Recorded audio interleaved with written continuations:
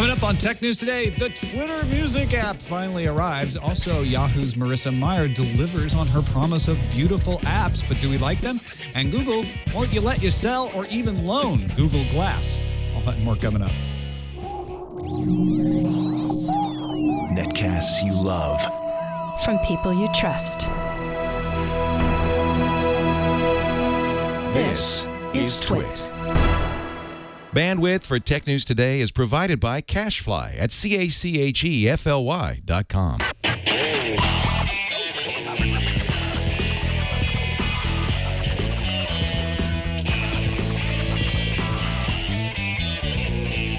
This is Tech News Today for Thursday, April 18th, 2013. Tech News Today is brought to you by Gazelle, the fast and simple way to sell your used gadgets. Find out what your used Samsung Galaxy, iPhone, and other smartphones are worth at Gazelle.com. And by Shutterstock.com. With over 20 million high-quality stock photos, illustrations, vectors, and video clips, Shutterstock helps you take your creative projects to the next level. For 30% off your new account, go to Shutterstock.com and use offer code TNT4. And by Hulu Plus. Watch as many TV shows as you want, anytime, anywhere on your devices, all streamed instantly to you. Visit huluplus.com/twit to start your free 2-week trial. huluplus.com/twit or visit twit.tv and click the Hulu Plus banner. Welcome to Tech News Today. I'm Tom Merritt. I'm Sarah Lane. I'm Maya Zakhtar. And I'm not Jason Howell. He's Alex Gumpel, filling in for Jason Howells at the doctor's office. And this is the show where we try to keep you up to date on the most important stories in the tech world, starting each time with the top 10 stories of the day, which we here like to call the news feeds. Verizon Communications beat analyst expectations this quarter with its Verizon wireless unit activating 4 million iPhones, a jump over last year's 3.2 million, and adding 677,000 subscribers. Earnings rose to $1.95 billion U.S., a jump from $1.69 billion last year, and earnings per share were 68 cents, a jump over 59 cents last year. Verizon has stepped up pressure to buy out Vodafone's stake in Verizon Wireless after these numbers. The new Twitter Music app has finally launched to everybody for the iPhone and on the web at music.twitter.com.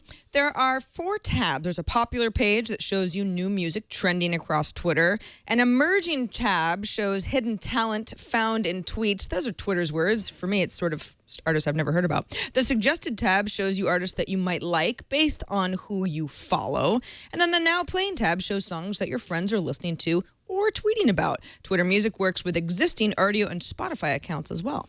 Wired published a story spotlighting the terms of service that come along with Google Glass. It turns out Google specifically says that you may not resell, loan, or transfer your device to another person, and if you do, they reserve the right to brick your device. Google hasn't commented on the matter when contacted by Wired. Yesterday, Yahoo CEO Marissa Mayer promised the next stage of Yahoo's recovery would be to deliver beautiful products. Well, today, Yahoo delivered 2 of them. A new Yahoo Mail app for Android and iOS tablets features a readability-like interface for reading email and a flipboard-like way of paging through messages. A new Yahoo Weather app for iPhone pairs weather-appropriate Flickr pictures of locations with the forecast you're looking at. Pretty nice. Google has named Provo, Utah as the 3rd market where it will deliver its 1 gigabit per second fiber service. But unlike network plans in Austin and Kansas City, kind of a different approach here because Provo, Utah already had an existing fiber network. If the city council approves the deal, Google will upgrade this existing network to the 1 gigabit technology and expand the network so all homes in the city can have access to the service. Google would also offer to 115,000 residents on the existing network a 5 megabit per second service to anyone who pays a $30 activation fee. Nokia's released its Q1 financials, and it's a mixed bag. For its Lumia unit, sales were 5.6 million devices, which is up from 4.4 million sold in Q4. The bad news is that basic phone sales were down, which led to Q1 net sales declining 20% compared to last year at the same time. Nokia's stock price took a hit on the news. Well, enough about the news. Let's talk about a Nokia rumor. A Financial Times source says that Nokia will refresh its Lumia line, and it may include a phablet that would compete with the likes of the Galaxy Note. As Microsoft grows ever closer to ending support for Internet Explorer 6, Internet Explorer 6 ends with Windows XP on April 8th, 2014. It's the bane of corporate enterprise. Google has stepped up to offering a helping hand as long as you switch to Chrome. Extensions called Internet Explorer Legacy Browser Support and Chrome Legacy Browser Support promise to ease the transition to a modern browser for companies who built internal applications that require older browsers to work properly. Samsung is considering purchasing mobile memory chips from rival SK Hynix for future products, including the new flagship Galaxy S smartphone to be launched this month. That's according to J.K. Shin, the head of Samsung's mobile business. A deal would be pretty good for SK Hynix, currently relying on Apple as its big customer for DRAM chips. This also might spell an even tighter chip supply as other mobile gadget makers look to increase memory storage capacity. Anonymous would like to add a dedicated site for citizen journalism to its breadth of activities and was able to raise $54,798 on Indiegogo to do just that. The site, to be called Your Anon News, will gather breaking news, reports, and blogs from independent reporters online and provide an outlet for citizen journalists to live stream events as they happen. A new ultra-portable laptop is making waves, and it's not from the usual suspects. Say hello to the Kira book by Toshiba. It's got a 13-inch screen with the ridiculous resolution of 2560 by 1440. Inside, you can get an Intel Core i5 or i7 alongside 8 gigabytes of RAM and a 256 gigabyte SSD. The Kira book also comes with dedicated phone support. Toshiba promises customer calls will be answered within 45 seconds. The Kira book starts at around $1,600 and will ship May 12th. Sounds like a dog breed, the Kira. This episode of Tech News Today brought to you by Gazelle. Answer me this. Do you want the new Samsung Galaxy S4? Maybe yes, maybe no, or maybe you want the HTC One or an iPhone 5. Well, before you upgrade to any phone, any of those hot phones out there, make sure you sell your used iPhone or Android phone or old gadget to Gazelle for cash. Find out how much you can get at Gazelle.com today. Here's how it works. You go to Gazelle.com, Gazelle.com, find your item, tell Gazelle the condition. They'll even buy broken iPhones and iPads. Then get a risk-free offer for your gadgets. Gazelle locks in the quote for 30 days. Lock it in for 30 days. You get to take some time to figure out what you're going to do with your new gadget, get the new gadget, transfer data, whatever you need to do. Then once you send it to Gazelle, you get paid fast by check, PayPal, or an extra 5% if you ask for it as an Amazon gift card. Go to Gazelle.com now to get an offer for your Samsung, iPhone, HTC, or BlackBerry smartphones, your iPad, or other Apple products. Do it today because gadgets may lose value every day that you wait. And you lock it in for 30 days risk-free. So why not? Find out what your iPhone, your Samsung, other Android smartphones are worth. Take a minute, go to Gazelle.com to find out. Sell your used Samsung Galaxy or iPhone today at Gazelle.com. And we thank them for their support of Tech News Today. Also want to thank our guest today. Joining us from PC Perspective, PCPer.com, Mr. Ryan Schraub. Good to have you on the show, Ryan. Hey, thanks for having me. Thank you for joining us. I know you've got an Indiegogo going on. We'll talk about that a little later on in the show. Stay tuned for that. But we finally got the Twitter Music app. It actually didn't show up over the weekend at Coachella like everybody thought, but it did show up on Good Morning America. Sarah, what did they announce? Okay, so Twitter Music it's an app. It's for iOS, although it's really just an iPhone app. You can run it on an iPad or a web version, Android version in the works. And it's launched to everybody after about a week ago. We learned that it had launched for some celebrities that Twitter was kind of using to spread the word that it was the best app ever. And what's interesting about it is, for me anyway, and what I mentioned in the news views, is that if you are already an Rdio or a Spotify user, you can link those accounts to Twitter Music, which actually makes it a very cool product. If you don't have that, you're pretty much relegated to little 30-second clips through iTunes, which is another partner, at least out of the gate. Although Twitter does say they're working to work with other music partners, other music service providers down the line. It's also not available worldwide. It's now available in the U.S., in Canada, the UK, Ireland, Australia, and New Zealand. Although, of course, the company says, "Don't worry, other countries. We will come to you as well." And what's kind of interesting is that the Twitter blog post that laid out exactly how Twitter Music works was posted by Stephen Phillips, who is the founder of We Are Hunted, which is the music service that Twitter acquired last year. And everyone sort of wondered, well, what does it mean? What does it mean? So clearly that team has been working on this specific product since then. So it uses your Twitter activity, so that's tweets and engagement, to figure out what's popular for you. Now, when I go, see, I'm already an RDO subscriber, so this actually works quite well for me because I got Rihanna, David Guetta, I've got the new Psy song, Kelly Clarkson. Okay, well, fine. But anything that I actually want to hear from here, for the most part, unless it's something that's somewhat obscure and in the popular section it probably wouldn't be, I can play the whole track from RDO as long as it's in my RDO library. The emerging section of Twitter, this is really where the wild cards are. In a way, this is great because I'm discovering music that I've never heard of. For the most part, I've never heard of one artist that's in this section. But again, it's pretty hit and miss because this is, you talk about all sorts of things on Twitter. You're not necessarily following people who love the same kind of music you follow on Twitter. At least I'm not. That's not really why I follow people. But it's kind of interesting. There's suggested stuff. I found the suggested music for me based on the artists I follow was not really very helpful. It's suggested artists that I definitely don't like. And there's really no way from the Twitter app to say sort of like, thumbs down, I actually don't want Katy Perry to show up in this section type of a thing, which I think is kind of a glaring omission, at least out of the gate. And then the now playing is, of course, what people are tweeting about or listening to. And I like that. Tom, if you tweeted out something and it would show in my section because, of course, I'm following you and we're connected on Twitter. I don't know. Ryan, is this how much of a music guy are you? Is this something that you've been waiting for from Twitter? Do you like what Twitter is offering? Do you like the app? I just tried it. I don't have an iPhone, so I was trying the web interface a little bit earlier this morning. And for me personally, I really like music. My main problem is the music discovery aspect of it. As somebody who was a very dedicated Microsoft Zune user for a long time, I thought that their software was really good at music discovery. And I thought, now I'm a Spotify user, and I think it's very poor on that. If you're not looking at a top 40 list or a top 100 list, it's kind of hard to kind of stream in new music as you would kind of do in Pandora, where maybe you hear something that you're not used to seeing.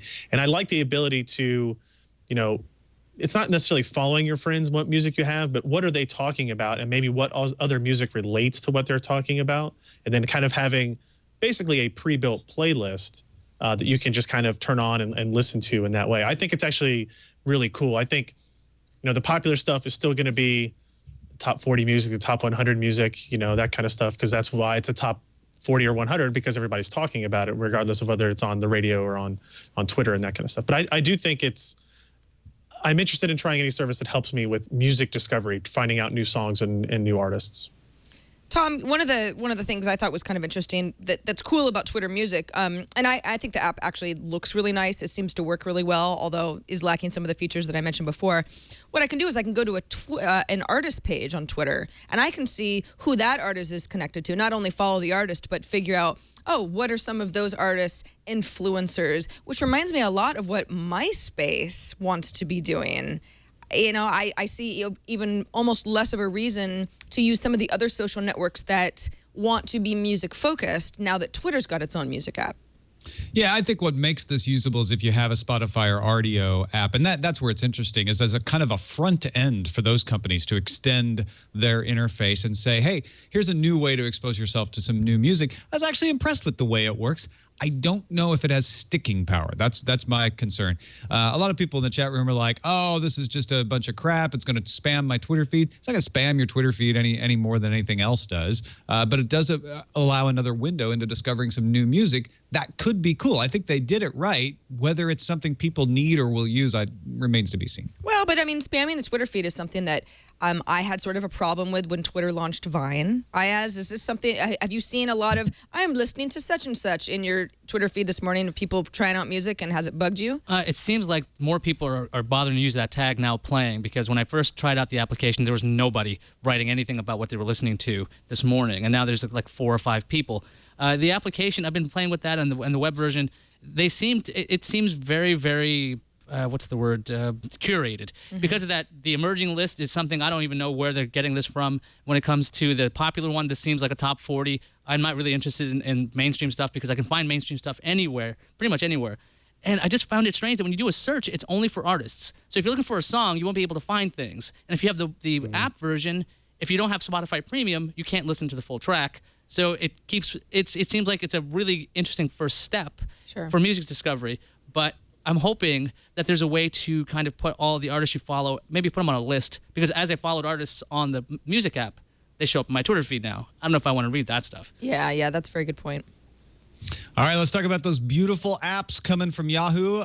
They want to call their mail app Unbox Your Mail because it has a readability-like interface for reading your email so you're not distracted, and then you flip through like Flipboard. I actually found this to be pretty compelling. I might use this for my Yahoo Mail. Yes, I actually do have and use a Yahoo Mail account still. This is much better than using the default mail interface in iOS, and I assume it's going to look as good and be as useful on Android as well. There's also a standalone weather app, which is very pretty because it pairs Flickr apps, and this is genius. The Flickr pictures are of the city whose weather you're looking at and weather appropriate. So if it's raining, the picture will show rain. Say if you're in you're looking at San Francisco weather, it'll show rain by the Golden Gate Bridge, etc. It's still the same crappy weather data, though, that Yahoo uses in the official iOS weather app, which I find to be always, you can't get a particular zip code. It always seems to be a little wrong. And that's why I use the Weather Channel app, because that one seems to be accurate. You can also just go to the National Weather Service website and get good data. So I don't understand why the weather data itself is better, but it certainly is prettier. What do you think, Ryan Shrout? Are these the beautiful apps that can save Yahoo? No, probably not. I do like the idea of using photos of local weather. When I first read it, I thought this was kind of cool. Maybe they're actually using real-time photos from people in the area, right? Maybe not that they're using past photos or stock photos. That would have been cool.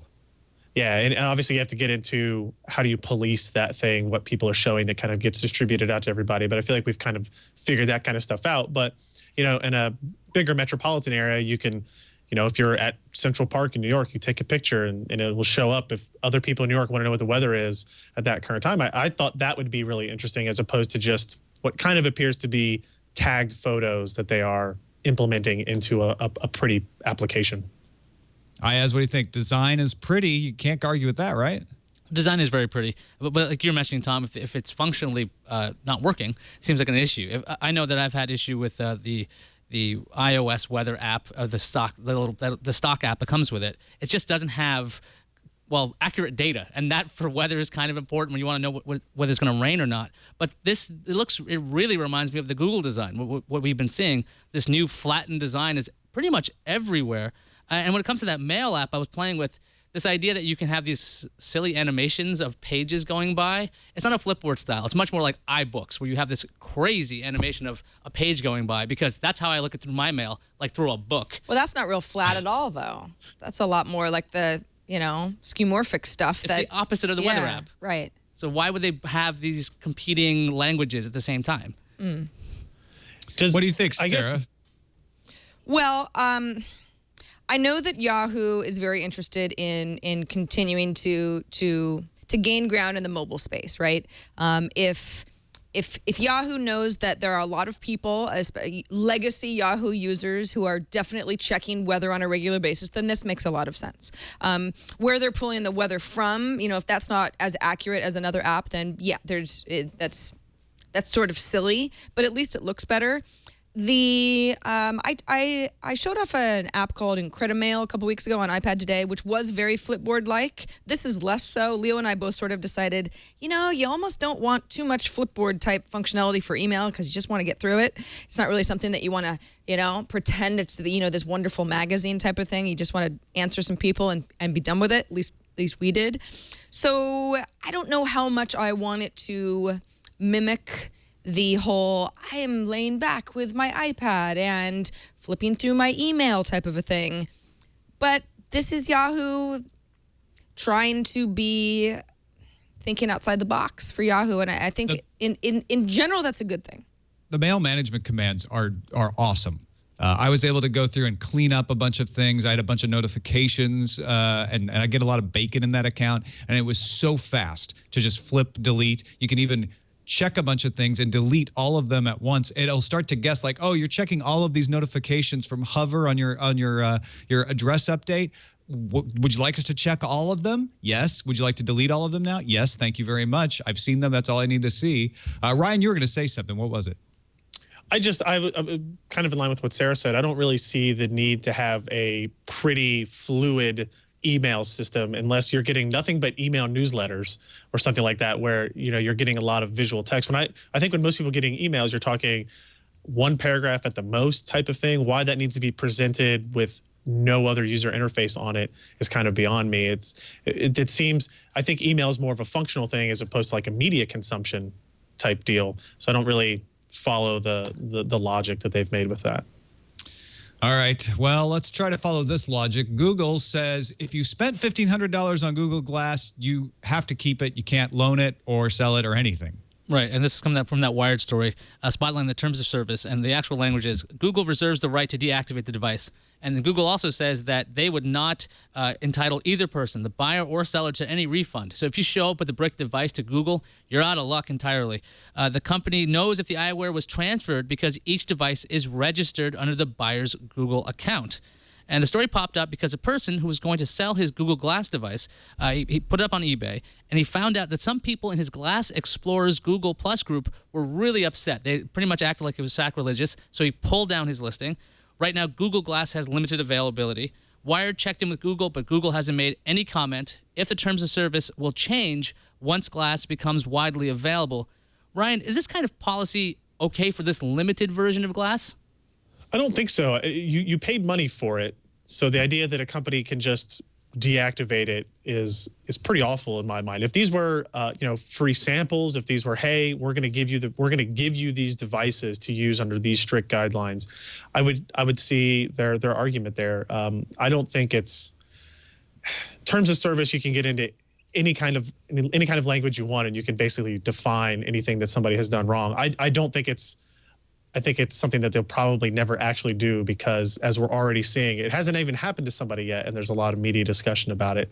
So I would imagine something that they would be very cautious to actually implement at any time. Tom, do you think Google would bother to enforce anything like this?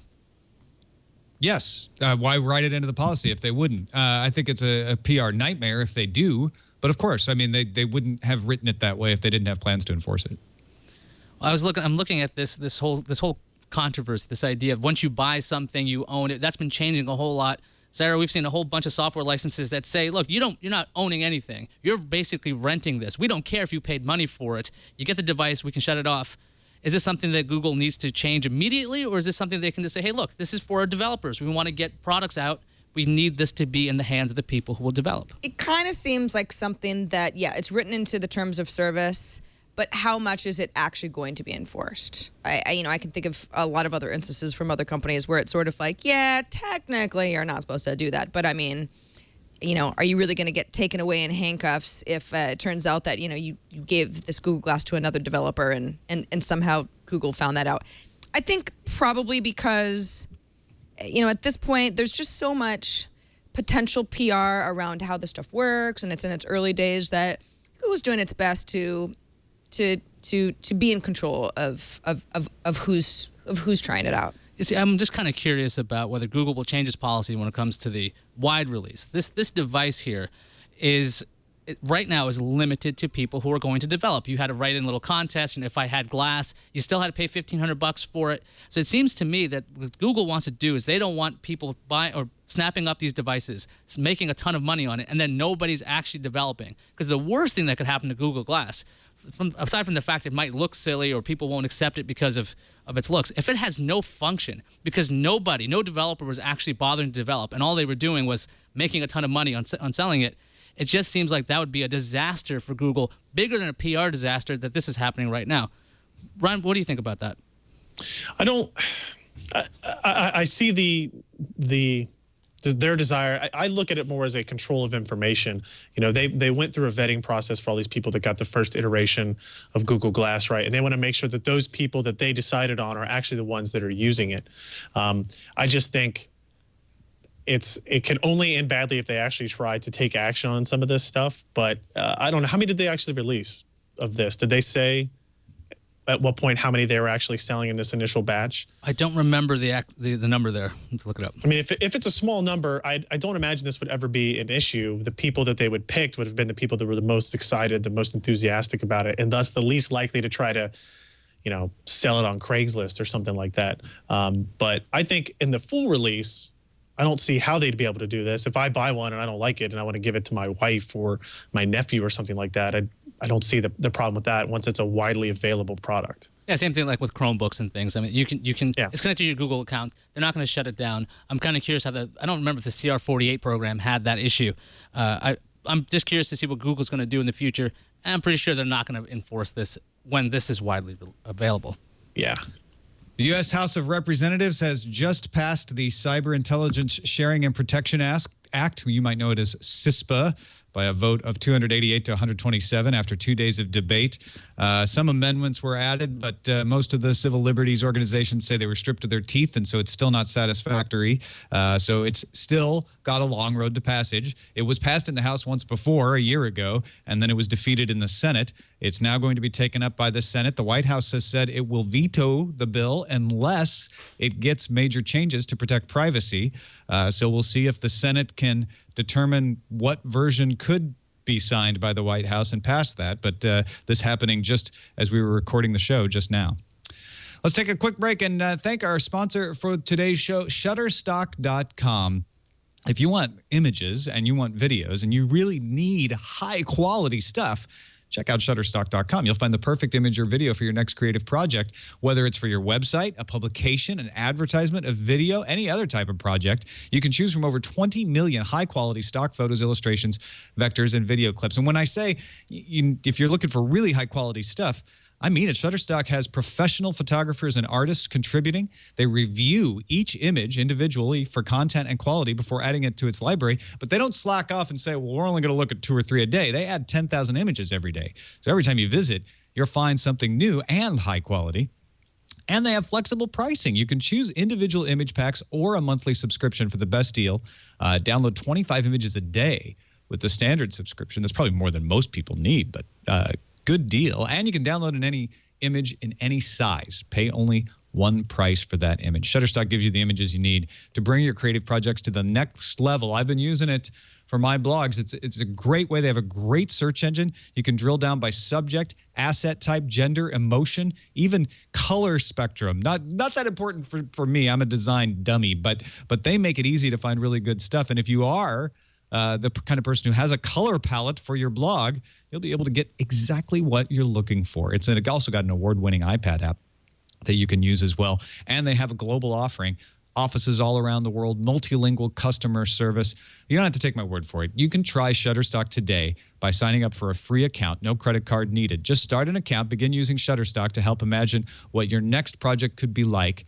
Save some of your assets to the new Lightbox that allows you to share with other people and collaborate. And then once you decide to purchase, use offer code TNT4 on new accounts, and you'll receive 30% off any package. That's Shutterstock.com for 30% off new accounts. Use that offer code TNT4. And we thank Shutterstock for their support of Tech News Today. All right, Google Fiber, we weren't expecting it to move past Austin after they announced that last week, but it turns out they found a shortcut to providing it somewhere. Yeah, in Provo, Utah, as I mentioned in the news fuse, this will be Google's third market for 1 gigabit per second fiber to the home. But it's different because Google's purchasing the city's existing iProvo fiber network. Now, this still has to be approved by the city council, and they're scheduled to vote on the deal next Tuesday, which is April 23rd. But assuming that all goes well, what Google will do is upgrade that existing network to the 1 gigabit and complete network construction so that all the homes in the area have access. They don't all right now. And will offer, as I mentioned in the news views, free 5 megabit per second service to 115,000 residents who are already on that existing network, as long as they pay a $30 activation fee. So, sounds pretty good. Kevin Lowe, who's the manager of Google Fiber, said in a blog post that they intend to begin the network upgrades as soon as the closing conditions are satisfied, the deal is closed. What's interesting, though, is that if everything passes as expected, Provo will actually leapfrog Austin and be in the number 2 spot after Kansas City with the service up and running by late 2013, in part because there already is existing infrastructure. They did announce Austin, Texas last week, but they don't expect to be offering gigabit service until 2014. And in Provo, if you're sort of interested in how the infrastructure looks right now, the new Google service would compete with Comcast, current 105 megabit per second speeds, and then CenturyLink, which is an incumbent telco, 1.5 megabits to 40 megabit per second speeds, which all depends on how far away a customer is from remote terminals and central offices. And so it's a whole different thing. We actually got an email, a very interesting email from Brady, who says that he lived in Provo for 5 years, and there's some interesting stats about why Google might have been drawn to Provo. Provo has had municipal fiber since back in 2004. The whole city was wired during the 2-year rollout. New subdivisions built since 2006 might not have current access, though, depending on the developer. So this is an area where Google would be obviously expected to expand the service, and that the internet pricing has always been really good. That the city paid about $45 per month for 30 megabit down, 15 megabit up. Says that contracts changed every year, as the network sort of changed hands. Network never really made a whole lot of money. And then besides BYU, the university, the largest other technical institution in Provo is Novell, and that there are a lot of tech companies in the area. This is kind of the most interesting part. He says big and small tech companies. Most are located near Provo, not actually in the city itself, but a lot of the neighboring communities have municipal fiber as well. So he says expansion would be really, really easy for Google in the future. Ryan, do you think that this existing network just made sense for Google? I mean, is it just sort of a slam dunk? Why else would they have picked Provo itself?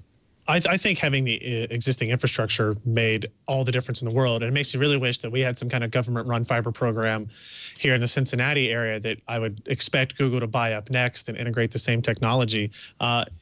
We have a small telco here, Cincinnati Bell, that is trying to roll out fiber optic technology to different areas. And as they have found, and as I have found trying to get the service, it takes a lot of time, it takes a lot of money and a lot of effort to update these existing infrastructures to bring fiber to, cities and places that are already in the ground, right? It's a big upgrade to change from copper to fiber and the number of places that you have to do it. And the fact that iProvo had already done this apparently fairly recently, less than 10 years ago, that it made sense that you could basically slap down some new hardware, upgrade some speeds, and start bringing in another round of people as beta testers and proponents for your ISP offering.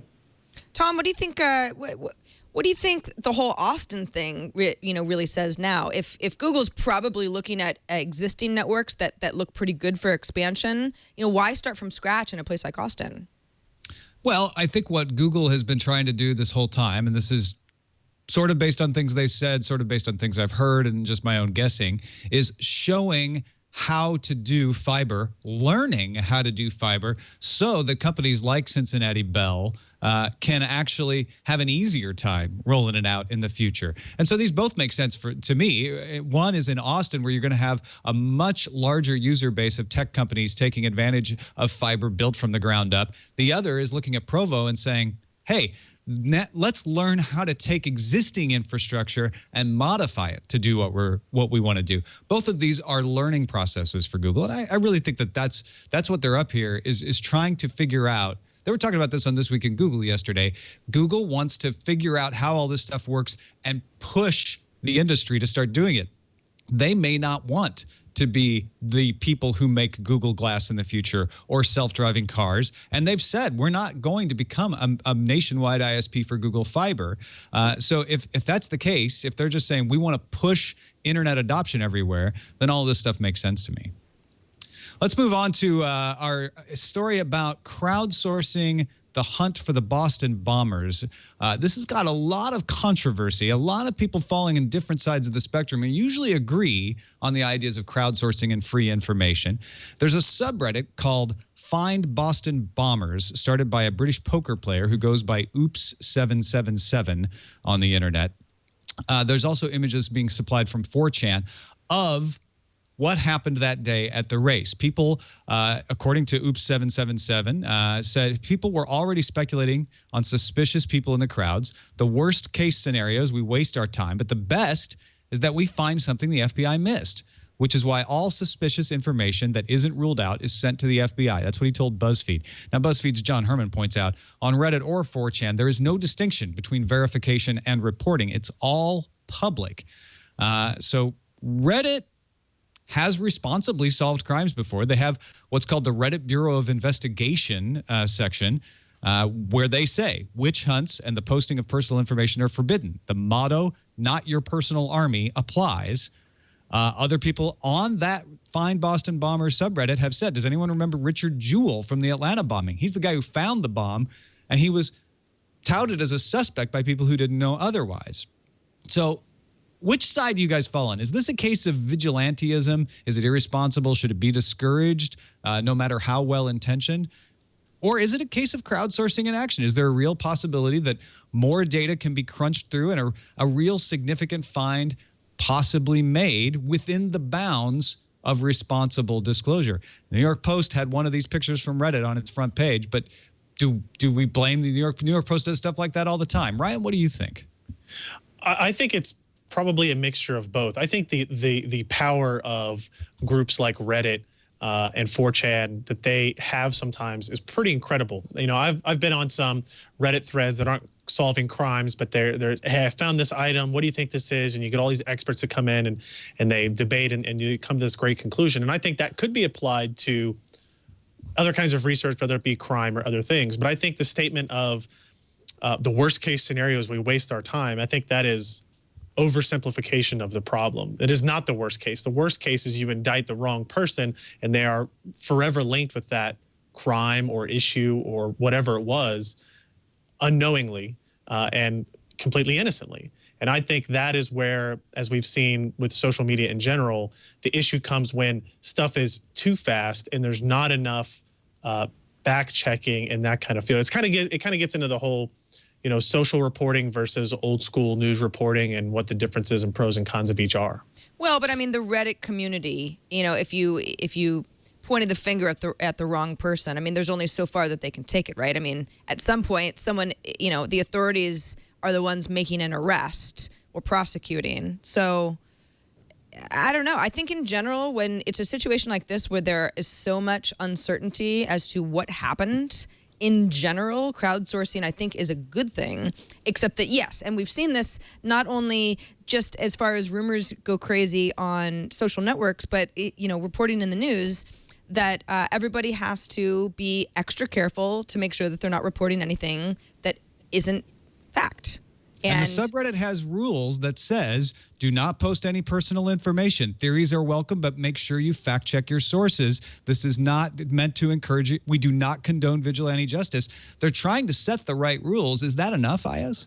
I mean, you can try to set all the rules you want on this crowdsourced kind of thing. I mean, the Batman fan of me is like, yeah, vigilante sounds like a great idea, but the lawyer side of me is saying that's a really bad they're idea. Saying not vigilante. Hang on they're now. Saying we're trying to help because there's so much data to look at. Well, okay, so the FBI has made several channels available for people to send in their information to the FBI so they can go through the proper legal channels to make sure people's civil liberties aren't violated. We get all riled up about CISPA and we get riled up about people losing their privacy, but when you actually theoretically can make somebody's life ruined because you've pointed out the wrong person because you've done it online, and your intentions are good. Don't get me wrong. Their intentions can be great, but there's a reason why we have these systems in place. It's to make sure that one innocent person doesn't get in trouble for something they didn't do.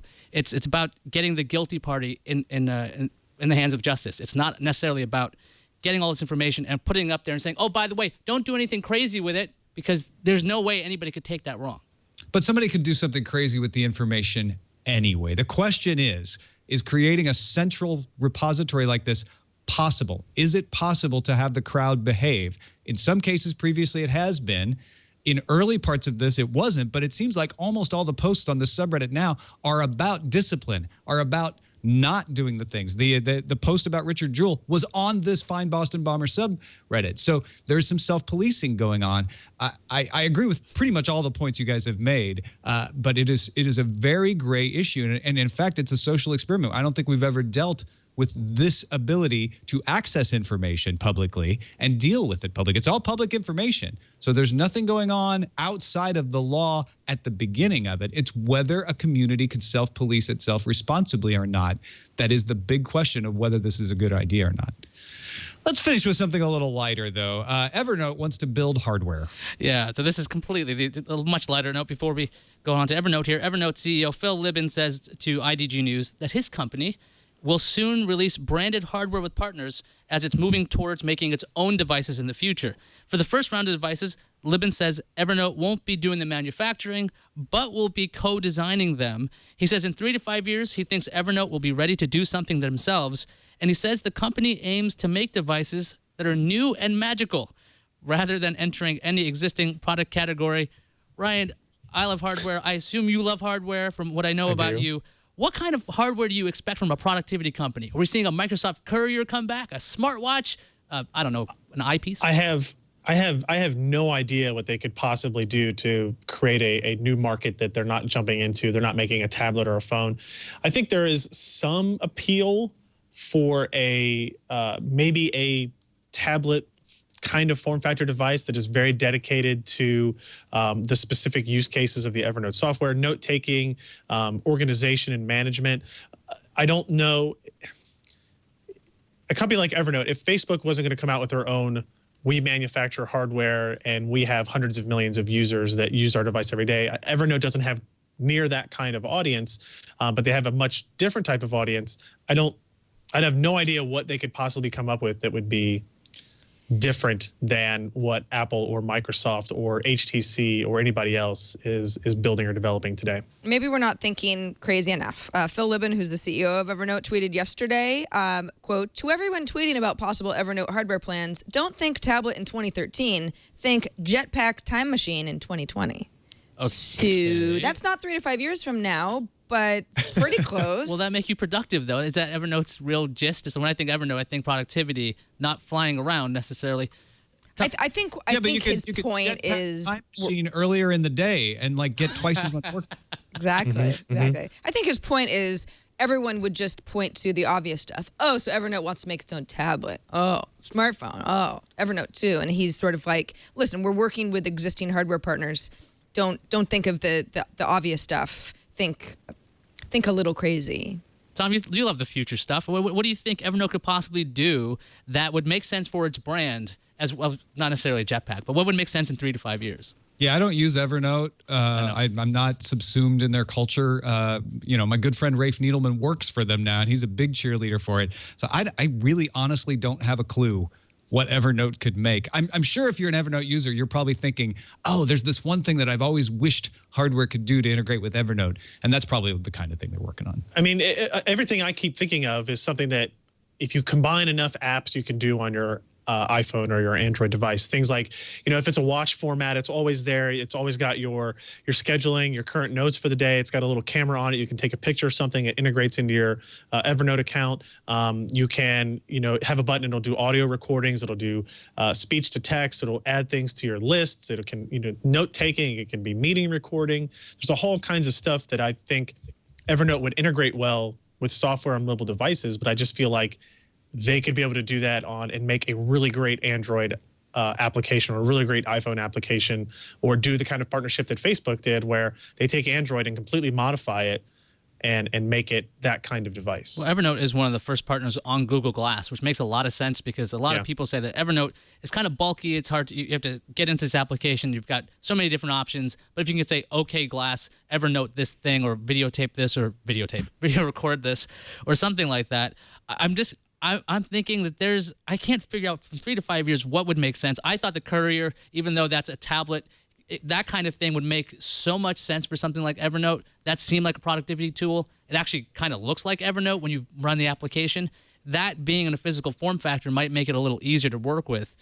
A Jetpack, though, that I'm waiting for in 2020 now. Now I'm going to hold Libin to this. 2020, I get my Jetpack. He's got 7 years. Not just a jetpack, a time machine as well. Yeah, the jetpack. time So, machine. I mean, jetpacks are fine and all, but gotta It be knocks fine you out for- for 2 years. You're in a coma for 2 years after it crashes. I am setting my watch to know. Well, wouldn't we already know that the jetpack time machine exists? Only if Wouldn't it If can't. they wanted you to. Only if it goes forwards, right? If it goes backwards, then you would know. But if it can't go, right. Now we're drifting into randomizer territory. Actually, our randomizer today is much more of the present and mundane. The Antares rocket, we all talk about the Dragon rocket, but Antares was a separate company for Orbital Sciences rocket, was ready to launch, was working perfectly, and then the flight had to be scrubbed because an Ethernet cable unplugged too early. Now, the Ethernet cables, as I understand it, I hope I have this right, are connecting the second stage to the flight computer so that they can push updates in there all the way up to launch. And then after launch, there's clamps on them that keep them in place that will let go. And so the Ethernet cables unplug when the second stage departs from the rocket. And what happened is one of them let go too early. So it's not like they didn't have something securing it in place, but some malfunction. So a freaking Ethernet cable getting unplugged totally scrubbed the launch. You guys are laughing? I'm not laughing. I'm laughing. Ryan was laughing. It's pretty embarrassing, I guess. It's probably one line of code in somebody's Perl script that was supposed to match the time of release with everything else, and they flipped a bit on something, and now they wasted how much money and how much of their time. You sound like someone who may be familiar with Ethernet cables coming unplugged at opportune moments. Or software bugs, at the very least. well, it's better than using wireless that could be interfered with because somebody's making popcorn. I mean, this is not so horrible. If this story was Wi-Fi, if this rocket was stopped because of popcorn, that'd be a worse story. Ethernet, I'm just glad they're using Ethernet. Good on you. Well, it is horribly costly for Antares, unfortunately, because they have to do a lot of replacing of things, draining all the fuel and everything to get ready for a second launch. But yeah, I guess it's better than the rocket blowing up. It was an unmanned launch. It was just a test launch. But yeah, very, very disappointing. Well, we've got the calendar coming up, but first let's hear from our other sponsor of today's show. Leo? Hey, don't mind me, folks. I want to interrupt TNT for a moment just to talk a little bit about Hulu Plus. Watch as many TV shows as you want, anytime, anywhere, on almost anything. I got it here on my PC. Oh, this looks good. Nikita, Alex Oh, I'm sorry. I'm getting distracted. Simpsons, Saturday Night Live. Tom Cruise smashes a raw egg on his head twice. That was Jimmy Fallon. Now, I missed that, but I can watch it right now on Hulu Plus because I'm a subscriber. Hulu Plus is available on connected TVs. Most of them have it. Blu-ray players, yep. Gaming consoles like the PS3 and Xbox 360.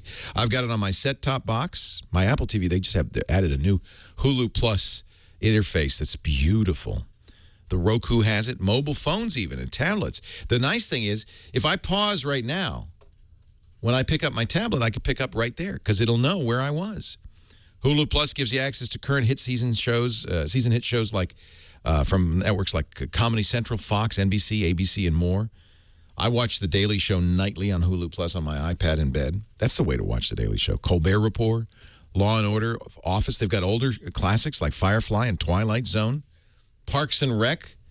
You know, somebody came in here the other day and said, watch I'd never watched Parks and Rec. He said, no, you got to watch Parks and Rec. So what do? Fire up Hulu Plus. That's what I do.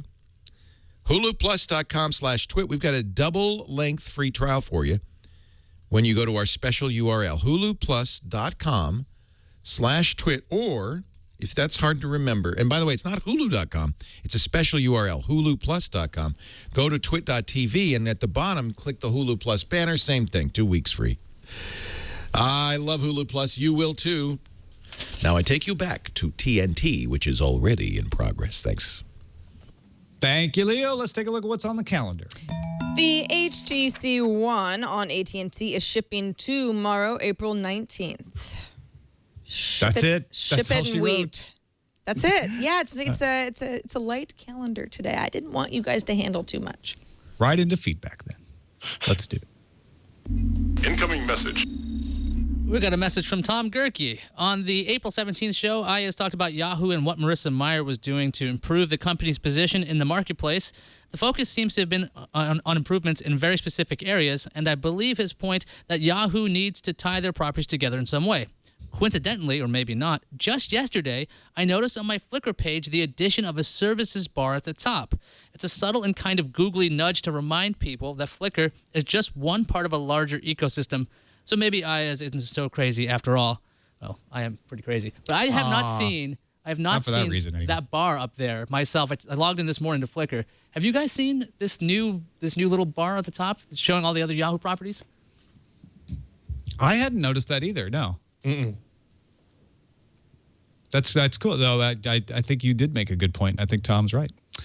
Well, that is it for us. Thanks, everybody, for watching or listening. Thank you, Ryan Shrout, for joining us. PC Perspective at PCPer.com. Of course, host of This Week in Computer Hardware right here on Twit.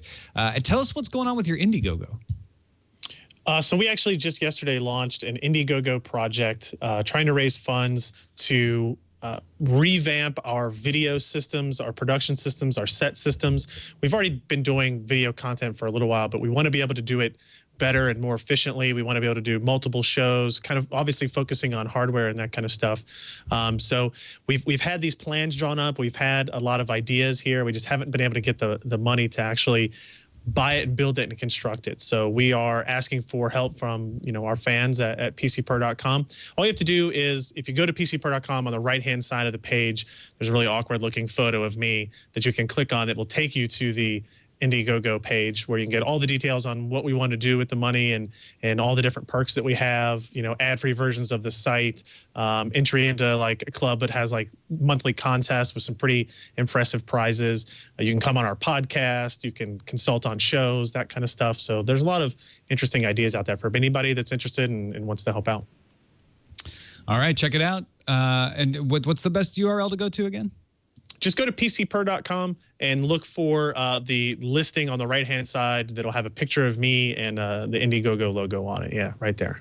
Excellent. Thanks again, Ryan. And thanks to all of you guys for watching or listening, for going into our subreddit, technewstoday.reddit.com, to help vote on the day's stories. Let us know what you want to hear us talk about. You can submit links there as well. You can find us on the web, twit.tv/TNT. You can email us. Our email address is tnt@twit.tv, or give us a call. Leave us a voicemail. It's 260-TNT show. Darren Kitchen's with us for Friday, which is tomorrow. We'll see you then.